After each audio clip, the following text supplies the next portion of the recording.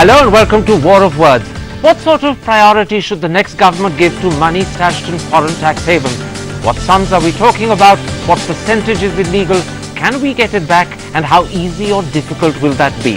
That's the big issue today as we try and understand this most unlikely of political controversies. My guests, from the BJP former Cabinet Minister Arun Shourie, the editor of the Business Standard T.N. Nainan, from Congress National Spokesperson Abhishek Manu Singhvi, and two of the country's best-known economists and columnists, Vivek Debroy and Ashok Desai.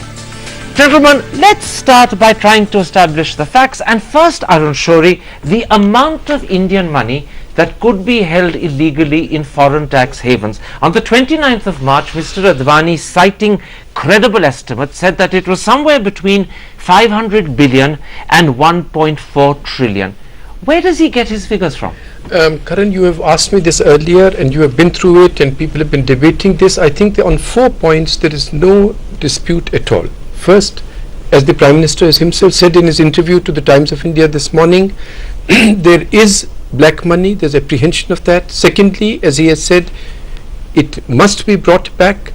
Third, he has said nobody knows the precise numbers. Fourth, that is no reason not to make the maximum effort.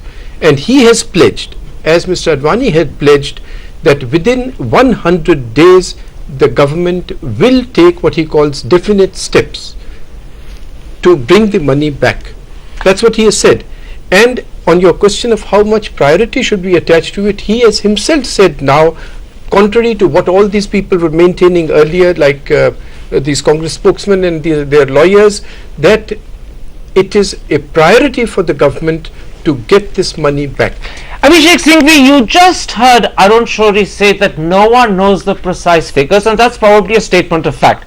Given that, why then is Congress disputing Advani's figures? Why can't you accept that they constitute, within the range he's stretched out, an intelligent and reliable estimate?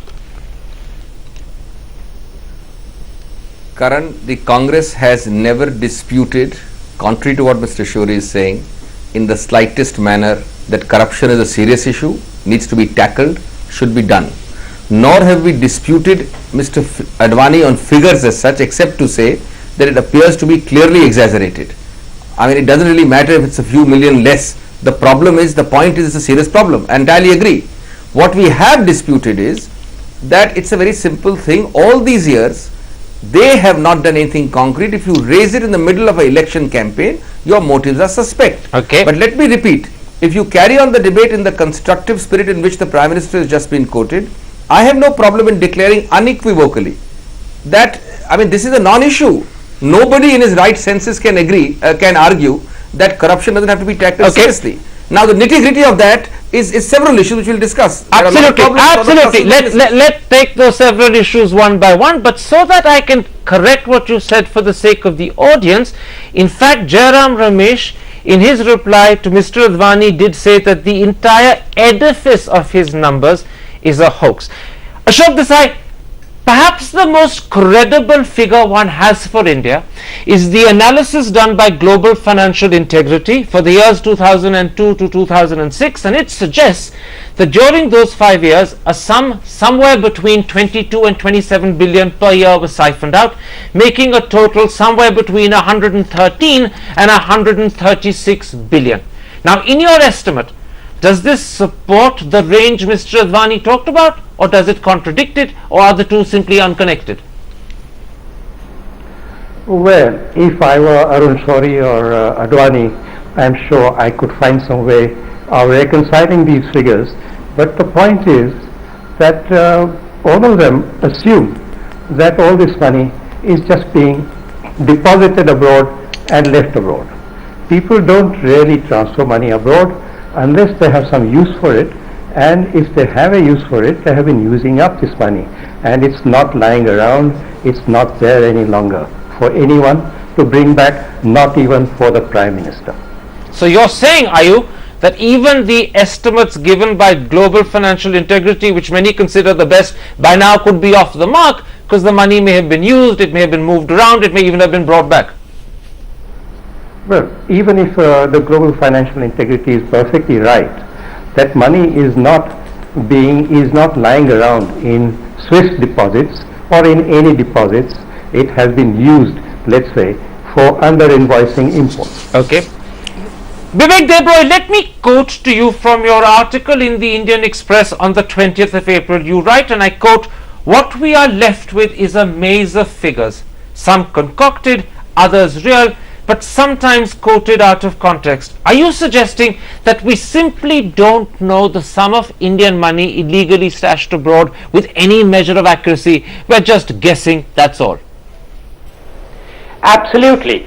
But let me also qualify that by saying that after 1991, there has clearly been a reversal of capital flight to India. It shows up in the errors and omissions figures of the balance of payments. It's very difficult to estimate how much money is abroad, and unfortunately the Global Financial Integrity Report essentially bases itself on the trade or the current account. It doesn't look at the capital account, and I agree completely with Dr. Desai that some of this capital has come back to India, perhaps via Mauritius. It may have been invested in the stock market. It is not quite the case that this figure one is talking about is a net figure. All right. Can I say, interpret you to suggest that if there's been a reverse capital flight from 1997 onwards, then in fact the quantum of Indian money abroad would have shrunk post 97? Yes, I did not say 97, I said 1991, post the reforms, because some of the reasons why the capital flight happened, they disappeared after 1991. Okay. Dear Nayanan, your paper, The Business Standard, in one of its leaders called Mr. Advani's figures dubious and implausible. But setting aside the fact that we don't know the precise sum, or even the fact that the precise sum could be shrinking as Vivek Debroy suggested, would you accept that whatever the sum, given the present international concern with tax havens, this is an ideal opportunity for the government to actually make efforts to bring it back? Karan, how successful is the government at getting tax evaders within the country? Probably not very successful at all, but then are you suggesting we shouldn't try either? You are going to set off a witch hunt. If you go back to the VP Singh raid raj of the mid 1980s, and at the end of it you will get, I think, pretty close to nothing. So you're saying that this would be counterproductive rather than effective? Well, you didn't stop smuggling by catching smugglers and putting them in jail. You stopped smuggling by opening up the economy. And this too can be tackled by different changed policies. Capital flight by doing what Vivek said, the reforms of 91 and onwards, which has in fact encouraged people to bring money back because they can use it better here. If you want to address the problem, look at your economic laws. If you want to catch the criminals, by all means go and catch them, but I think you won't get very much out of them. All right, we have a very interesting issue there, but I'm going to deliberately postpone that to part 2, where I want to discuss what the government should do, where this would become a very important concern. Should the government act or not? Let me for now use you, Arun Shori, to focus on a second aspect. Regardless of what the sum is, how confident are we of the proportions that are legal and the proportions that are illegitimate? From your understanding, would you have good reason to believe that the majority of the money, maybe even more, is illegal? Yes, and that is why I have slight disagreement on the assessment of the situation with my good friends Ashok Desai and Vivek Debroy. You see, to say that the money has been used, to sort of conflate that with money having been moved, is to understate the problem. Because even if it has been moved, the inference from that is, don't go only after Swiss banks, but do a coordinated effort on all the 50 or 70 tax havens, as the G20, including Dr. Manmohan Singh, have pledged to do. Second point thing is that, you see, to say that from 91 there has been a reverse flow, but actually speaking, when we hear, I'm sure Nayanan hears about this, of the kinds of monies that change hand on telecom deals, the amounts are astronomical. They cannot be kept in India. We know of a vibrant Hawala trade in India. Chidambaram has himself written about it in the Indian Express. And second, that if you look at the figures that the government agencies have put out, for instance, of one man, that Hussain Ali Khan in Pune, the government put out the figure that his Hawala transactions alone worth 30,500 crores. Now, these are not small amounts, and to say that they are not lying at one place is to underestimate the problem. Second, on your point on legality, I feel that, you see, there is an easy way around it, and that is to say, if it is being kept for legitimate purposes, for instance for trade purposes, you are keeping transient accounts there, then let us say, let anyone who has legal money in Switzerland or tax havens which he is using only for trade purposes, please stand up and declare it to the government. No problem. Except that you're calling upon people to be honest, and the whole thing hinges around dishonesty. Absolutely. No. Therefore, those who don't and then are found out are really not in the category that everybody was saying they are. Abhishek Manu Singhvi, let me pursue that point that you've just heard Arun Shourie make like this. If you exclude NRIs, it's only a very small number of Indians who actually have permission to maintain accounts outside the country. Doesn't that suggest that the vast majority of such accounts then must be, logically speaking, illegal? You are right in most of the things you said in the first round, including the assessment of the quantum abroad being vague, uncertain and not quantifiable clearly. But I think personally it's a completely irrelevant issue. There's a large amount of black money out there. It doesn't matter if it's 10 billion or 15 billion, and that the need and necessity to get it back is there. Okay. Now, when you start with that, yes, you can start with a system whereby at least you can exclude a certain category, maybe not on all NRI accounts, but yes. But you can't include a certain category without specific individual action. All right. Let me stop you there. Let me stop you there. You made a very good point. Other policy measures. We'll come to other policy measures later. Let's not confuse the issue. Let's stick for the moment to this question of how much is legal, how much is illegal. Ashok Desai, in his March 29th statement, LK Advani, quoting Wikipedia, said that the total amount of illicit funds in Swiss banks in 2001 was 2.6 trillion, and it had grown by 2007 to 5.7 trillion. Now, in your article of the 7th of April in the Telegraph, you question this. Why are you doubtful? I'm not doubtful. These are absolutely official statistics of Swiss bank deposits, of total Swiss bank deposits, and not of illegal deposits, and Advani has simply been misinformed. In other words, Advani is quoting total deposits, claiming that the total deposits are totally illicit. Is that right? Absolutely. Vivek Debroy, Raymond Baker, in his well-known book Capitalism's Achilles Heel, estimates that the total amount of illicit money, and I assume he means worldwide, is 11.5 trillion, growing at $1 trillion per year.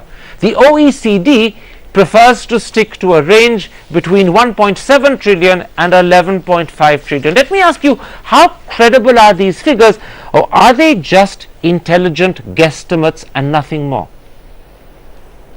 I think they are just intelligent guesses and nothing more. But before that, on Wikipedia very categorically says these are offshore accounts. Nowhere does it use the figure illicit. But coming back to these estimates, including the one we were talking about earlier, all of those have methodological problems.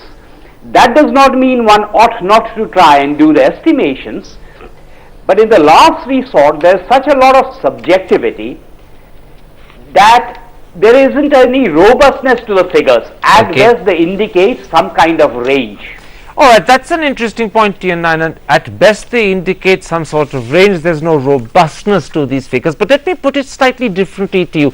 Layman might say that if Indians have accounts in such small faraway tax havens as the Cayman Islands, the British Virgin Islands, Jersey, Guernsey, Andorra, Liechtenstein, and perhaps you could even add Luxembourg, then these are bound to be illegal. Now, does that sound logical, or does that sound prejudicial? Oh, I'm sure that almost all of it is illegal, the Indian money overseas, other than the NRI money. And I would come back to what Mr. Shourie said, that my belief would be that a lot of the money that's lying idle in those accounts is actually political money, because those are the guys who don't know what to do with that money. Businessmen are not going to leave money idle. They're going to be using it for something else. So they may either be bringing it back to invest here, or they bought some property or whatever. Well, this is particularly interesting, because now when we come to part 2 and ask the big question, what should the government be doing? In a very real sense, according to you, we're setting a thief to catch a thief, because if most of the money is political, then it means that some of it would belong to the government. A lot of the money which is lying idle will be political. All right, let's take a break at that point and let's come back and ask the big question. What should the government be doing? We may not know the exact sums, we may not know the precise proportion that's legal or illegitimate, but we do know that it exists and we do know a lot is illegal. What should the government be doing? That's in a moment's time. See you after the break.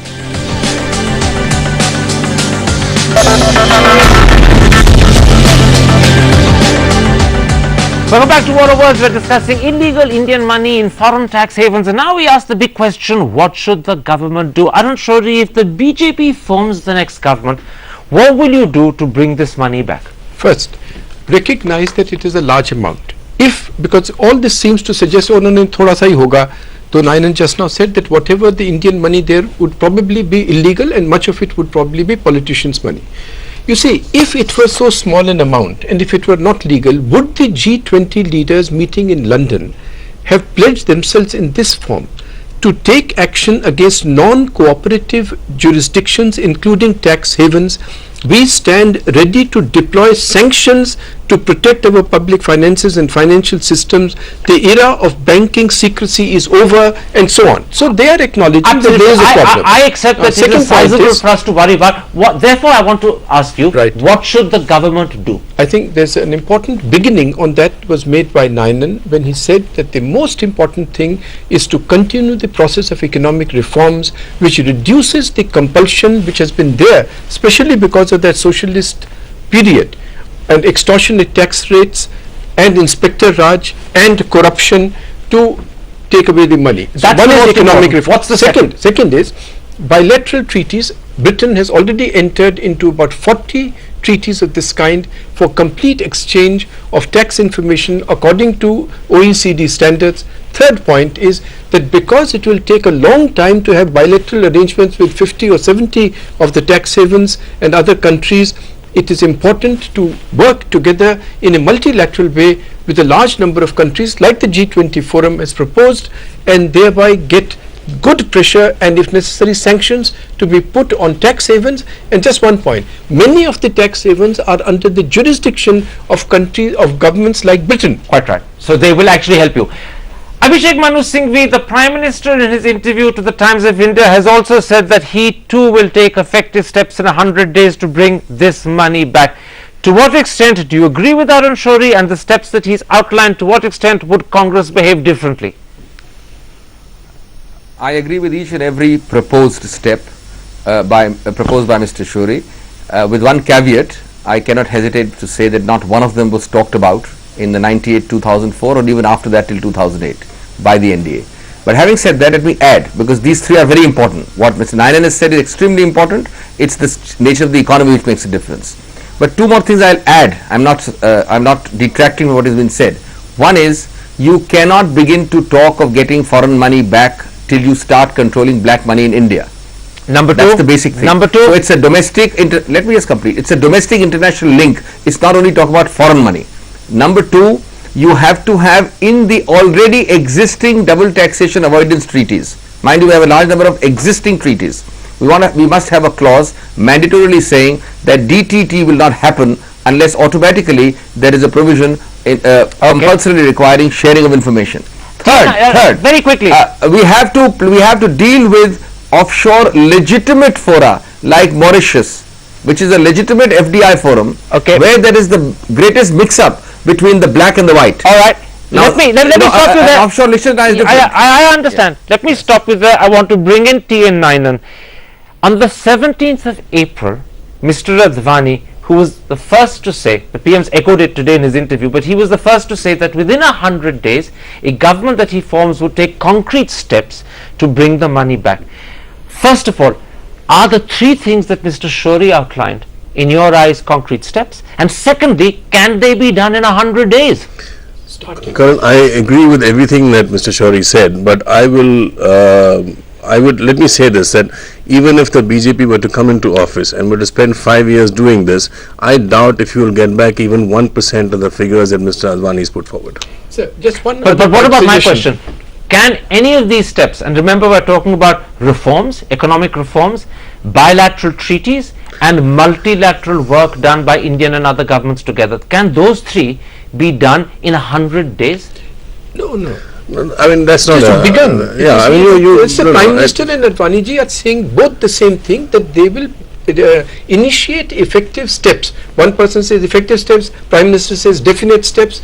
May I just mention It's the one point? initiation, not the completion. You can't complete it. Nobody thinks. Just one point, Karan, to supplement, as everybody is agreeing on what should be done, one of the points, the things that should be done is that we have to have alliances with civil society, with all these groups which have been working against tax havens, and with Scandinavian countries, with the green parties in Europe.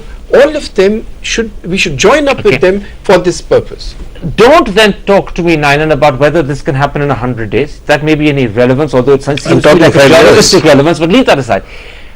Does this compendium of steps make sense to you, or once again would it be threatening more money going out of the country rather than bringing it in because it would worry people?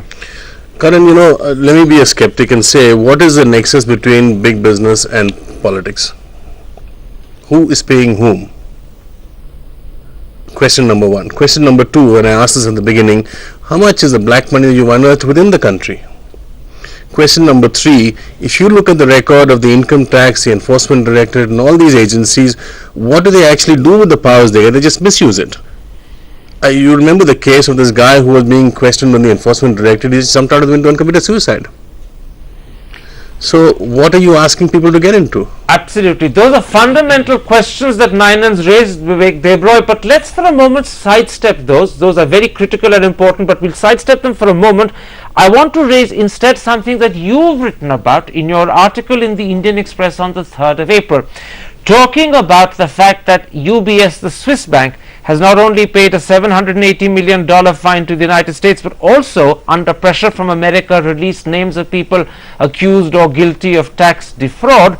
You've written, extrapolation of the UBS case to suggest that the Swiss are about to give up their USP of bank client confidentiality seems far-fetched. Are you suggesting that no matter what international pressure India seeks to apply, whether it does it singly or whether it does it with other countries, Swiss banks are not going to give up their client secrecy easily? Not quite, because to establish that the need to get that information, one has to establish complicity in a crime. And just because some money is sitting there, that does not necessarily mean that it has criminal antecedents. It may very well have that, but we have to establish it. But I want to add something to the 3 points that have already been mentioned, because fundamentally I think we have to address the issue at the source, by which I mean India, and not at the sink, which is Switzerland. Now, what has not been mentioned so far is electoral reform. Economic reforms have been mentioned, the end of discretion has been mentioned, but until we actually address the issue of electoral funding, electoral reform, make funding for political parties much more realistic and transparent, I don't think we will be able to address the root cause of this money that is sitting there abroad. All right. Let me bring you in, Ashok Desai. If anything, the view that you expressed in your article in the Telegraph on the 7th was the most skeptical of the lot. You write, and I quote, even if Advani becomes an iron prime minister, he will not bring back a single illicit penny. How can you be sure of that? What I'm saying is that even if the money is being transferred out, for example, through under invoicing of imports or over invoicing of exports, it's not just going to sit there in bank accounts. People transfer this money because they have some uses for it, and they have used up that money, and it is not there for anyone to go and catch. This is why this entire idea of going and finding that money in a particular tax haven is just nonsense, whether it comes from Mr. Advani or whether it comes from Dr. Manmohan Singh. They are both speaking equal nonsense, in other words. Absolutely. Mr. Shori, take up the point that you heard a moment ago from Vivek Debroy, that unless you can prove the criminality of the money, banks are going to be very reluctant to share information, leave aside, actually hand over the money.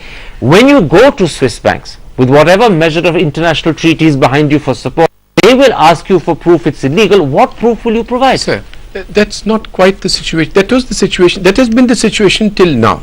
But as you know, for even a small country like Ireland has been able to get €1 billion back from a tax haven.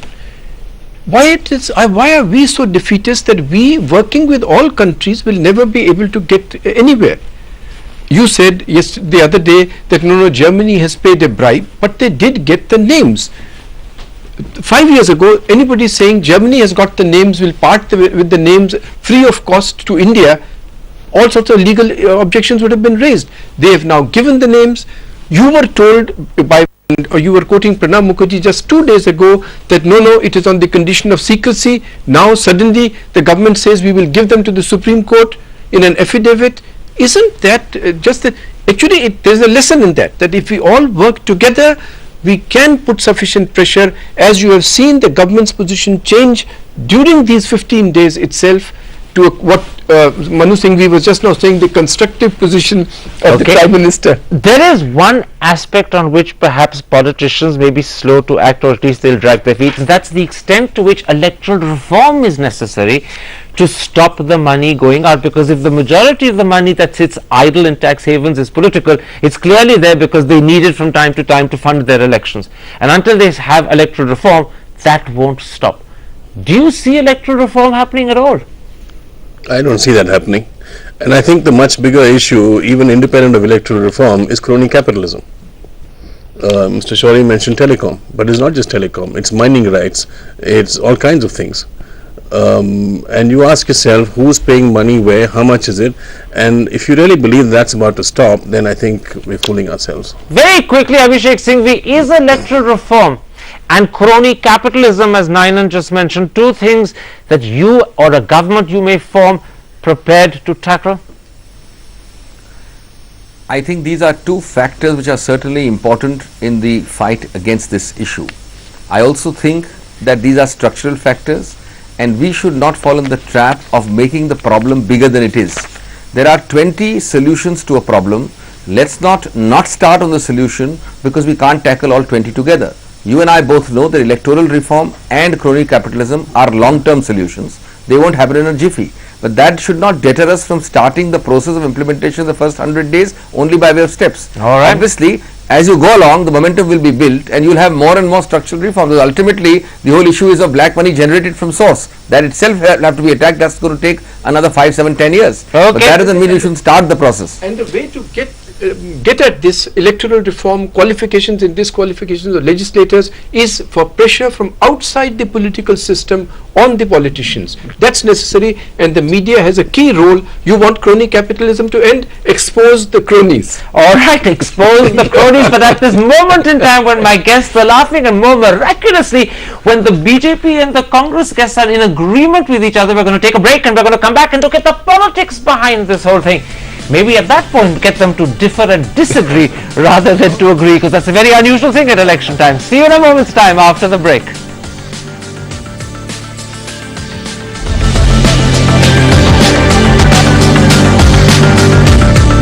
Welcome back to War of Words. We ended part 2 with our guests smiling, our politicians in particular in agreement. Let's see if now we can get them to disagree. Arun Shorey, let's come to the politics behind all of this. L.K. Advani claims that when he wrote to the Prime Minister in April last year, pointing out that action needed to be taken on illegal money stashed abroad, the reply he got from the Finance Minister on the 16th of May was evasive.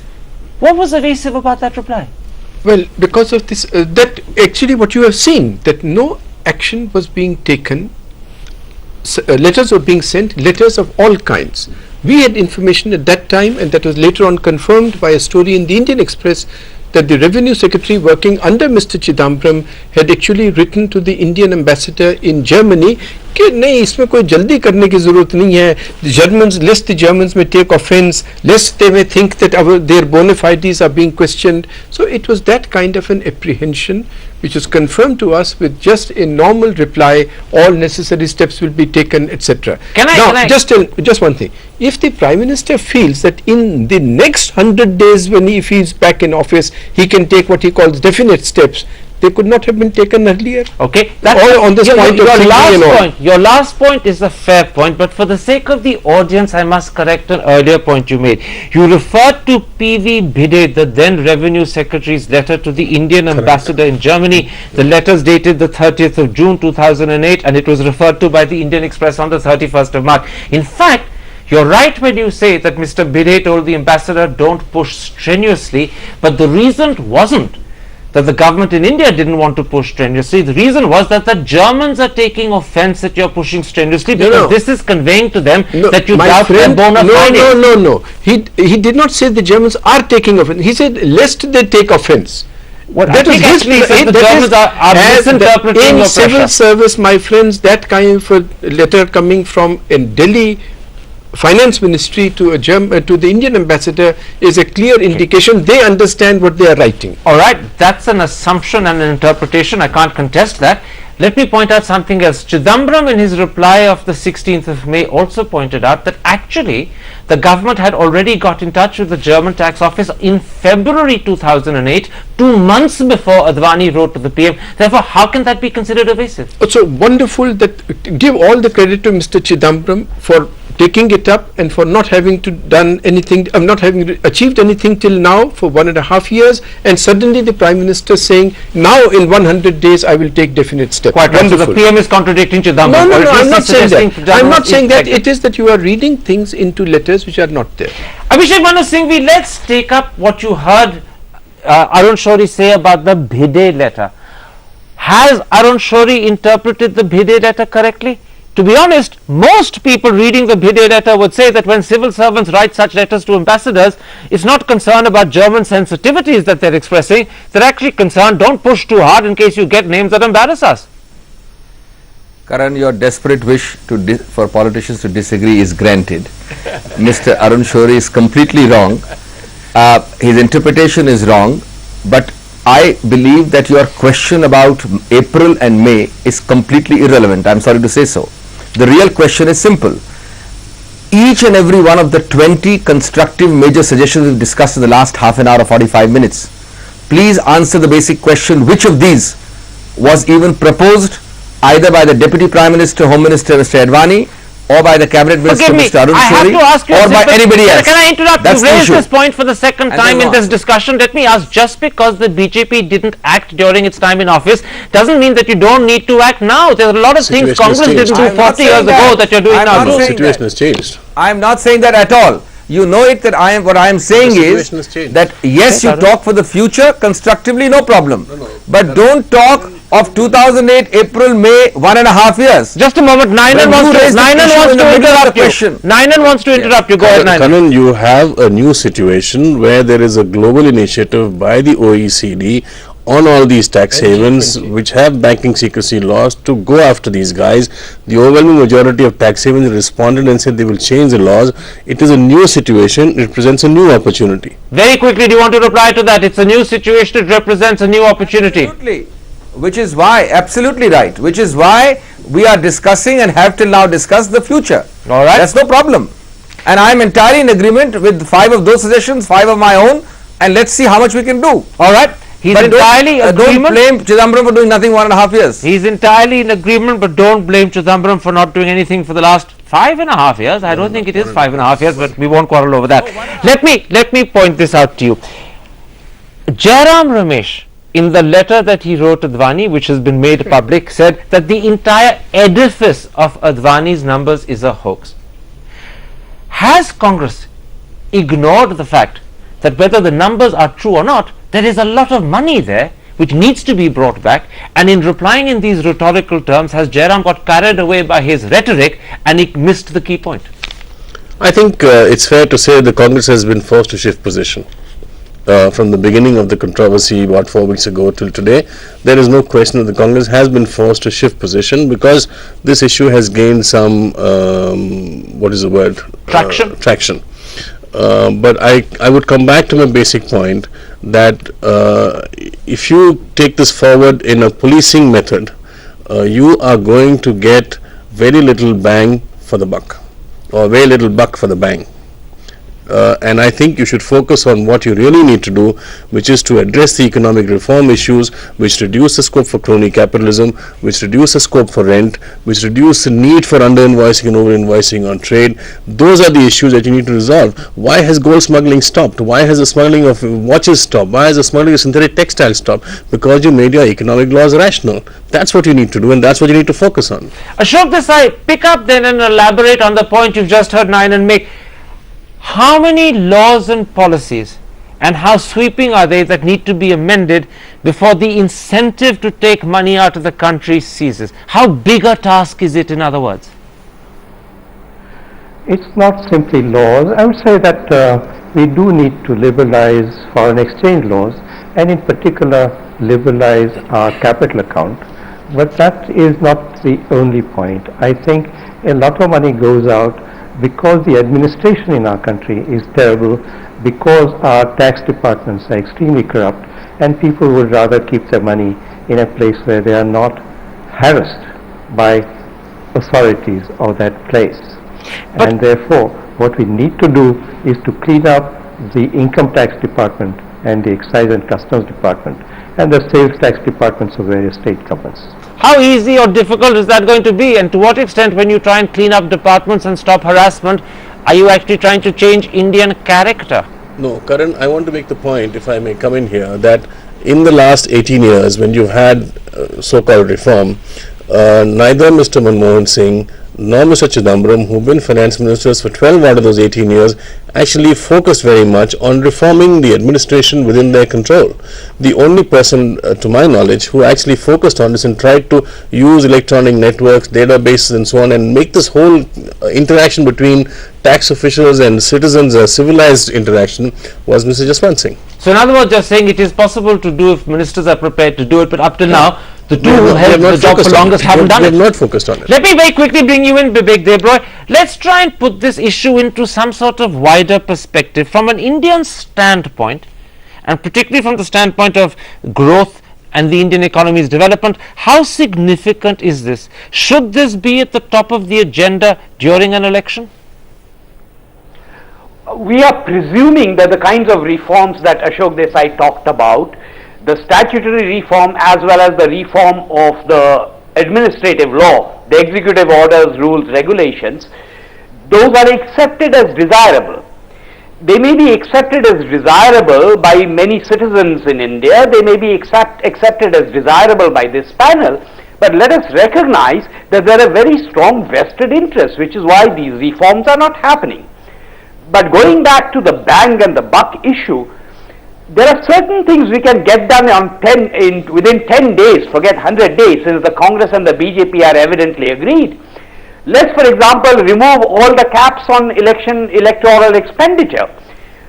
That will transfer what is today on bank transactions, on let me stop you and bring in Abhishek Manu Singhvi. Abhishek Manu Singhvi, two combined things I want to address quickly. Firstly, do you accept that your two finance ministers who were there for 12 out of 18 years didn't bother about reform and they let an opportunity slip by, and now when you come back, will you concentrate on that particular aspect in particular? Very quickly.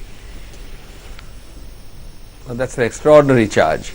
I think almost 90% or 75% plus of all the reforms in those 15 to 18 years have happened during Congress regimes. Stability in tax rates, reduction of tax rates, a whole range of lessening of discretion areas. It's all been Congress. Okay. But I take the general point that those provisions of the Income Tax Act which are castles of discretion have to be reduced. And let me tell you, there is a long-standing move cutting across different governments and different parties to make this Income Tax Act a much smaller piece of legislation. It's just not happened because each time we get somewhere, Parliament dissolves. I'm going to stop you because we've got just 20 seconds left. I'll go to Nayan, who's the editor amongst us all, and ask him a simple question. Do you think when this election is over and we're back to routine, normal government, people will have forgotten this issue? Well, I think it's got enough traction now, something will be attempted. But as I said right at the start, I remain a skeptic, and we need to focus on reform issues. I mean, you can chase the criminals, you can go do everything else that you need to do, but if you expect to get money back, you're mistaken. But All right. But it will much will depend upon all of us together keeping up the pressure on whoever is the government to get this thing done. I couldn't agree with you more. Much will depend on all of us together, and let's hope that gives the media and perhaps this program in particular pride of place. My thanks to Arun Shourie and T.N. Nayan for joining me here in studio. My thanks to Abhishek Singhvi for joining me from Lucknow. My thanks to Vivek Debroy and Ashok Desai for joining us from their respective residences. And of course, if you have been, thanks for watching. Goodbye. Good night.